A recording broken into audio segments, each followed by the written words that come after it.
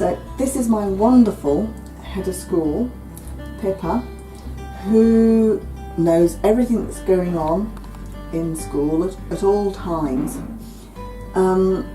Pippa, tell me a little bit about Nell Gwynn. How many children have we got at the moment, roughly? So at the moment we've got 200 children on roll, so our numbers are full, and so it's been very busy in the mornings with parents coming in and out, and the same in the afternoon. Mm-hmm. So yeah, it's a very vibrant and bright, lovely school with great children and great families. We're also a very inclusive school. Could you tell me a little bit about your role as SENCO, Special Educational Needs Coordinator? Yes, so I have a role, as well as being the head of school, I'm also a Special Educational Needs Coordinator, and I coordinate the special educational needs across the setting, so from the 2-year-olds through to the 3 and 4-year-olds.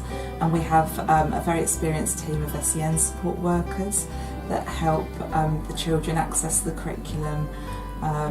We have a variety of children with special needs, and they have outside professionals that are involved, and so I ensure, with the support from our early years SEND leader, Sue Howlett, who comes in 2 days a week, that we meet with parents and families, and we work with the parents to support their children.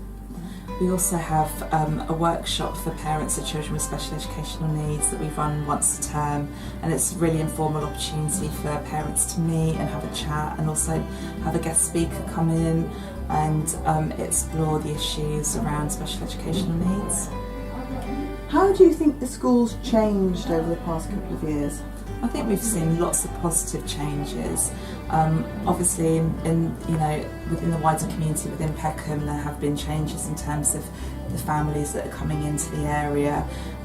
We've seen many more languages being spoken within our school. It's got quite an international feel, I would say, which is great because it enriches the whole learning environment.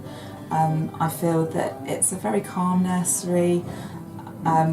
The staff work very well together and are very dedicated, and I really do feel like one of the strengths is our working with parents, that the collaboration that we have with those families is really good, and it helps give children the best start from nursery, then moving on into primary. I hear you've got some exciting international travel opportunities coming up. Yes, so we've already had one travel opportunity. We went to Sweden, Falla in Sweden, to look at forest school and outdoor play, and as a result of that we made a number of positive changes within the school. We no longer have desserts, so we're very much about the healthy eating and making sure that we're trying to reduce obesity levels. So that was a really great thing that came out of Sweden. And we've also looked at having more risk within our forest school provision, that children that visit Peckham Park, that they get to do things like, for instance, crossing a stream, and we manage the risk, but they're able to do things more independently, and we learnt that from looking at how the children in Sweden manage those risks. So we have a forthcoming visit, which is to Italy. We're going to Bologna, and so it'll be 12 members of staff across Nell, Gwynn and Bernatt that will visit, and we're going to be looking at Reggio Emilia. We're going to be looking at the practice that they have in Italy, and there'll be some things that we will want to introduce back into our nursery school once we've had an opportunity to observe how it works in Italy. Mm-hmm. And that's coming up quite soon, because we're a federated nursery school. That's right, so we're in a hard federation with Bernatt, and we have a joint governing body that governs across the federation, and there are lots of benefits of being part of a hard federation, that we can share resources, that staff can have CPD opportunities across the 2 settings, that we can collaborate on different projects. We share ideas. It's being a part of a hard federation has been a really, really positive thing for both schools. Pippa, can you tell me a little bit about how children learn here? How do you teach children of this age? So the children learn through play. Play is children's work. It's the most important thing that we do here. and we operate on a free flow basis. And we think it's so important that children are motivated to learn through play, through following their interests, because we know that if you're interested in something, you're much more receptive and open to learning about it and expanding what you know of something.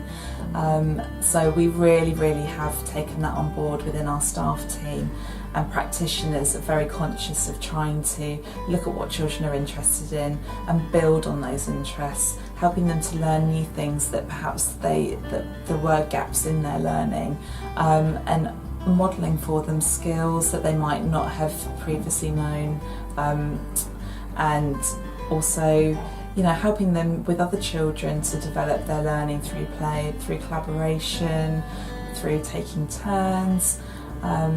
We want children to feel that what they're interested in is at the heart of everything, and that they can really sort of set the pace for what interests them. And often practitioners will pull back so that children can actually take centre stage, and they might observe what they're doing before they intervene, because what we don't want to do is squash what children are doing within their play. So the practitioner should be sensitively working alongside the child to bring them on in their development, but not dominate what they're doing. Could you tell me a little bit about the role of the environment in this? So the environment's really important part. Obviously, if you've got an environment where things are accessible to the children, they then have less of a reliance on adults. So given that they've been shown initially how to access equipment safely, and they know where it is, then they can eventually have the confidence to go on and get things for themselves, and they're not then expecting adults to help them with everything. So we want to foster independence in the children.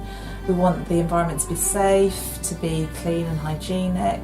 We encourage the children, once they've played with something, to put it away afterwards, and they need to locate where they got it from. So labelling has played a very significant aspect of the learning environment, so that children are aware that everything has its place, and that another child could then come to that place and find a toy or resource.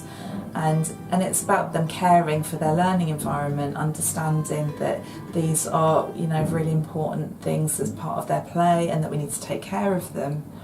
So we work with the parents to do that as well. So if they're tidying up and caring for things here, they will hopefully do the same at home. We put as much emphasis on the outside environment as we do the inside environment.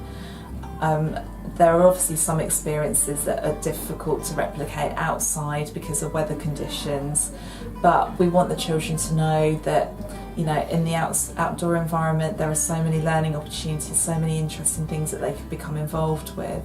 And sometimes we bring things from the outside indoors. So for instance, with forest school, sometimes we've brought natural items into the indoor environment for children to explore.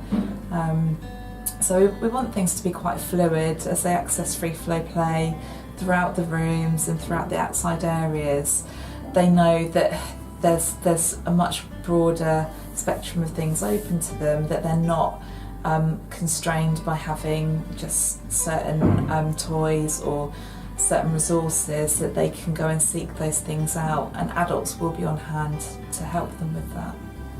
So thank you for watching this video of Nell Gwynn Nursery School. We hope you found it informative. If you'd like further information about your school, pop into our front office, or you can follow us on Twitter, or you can access our website. We hope to see you. Thank you.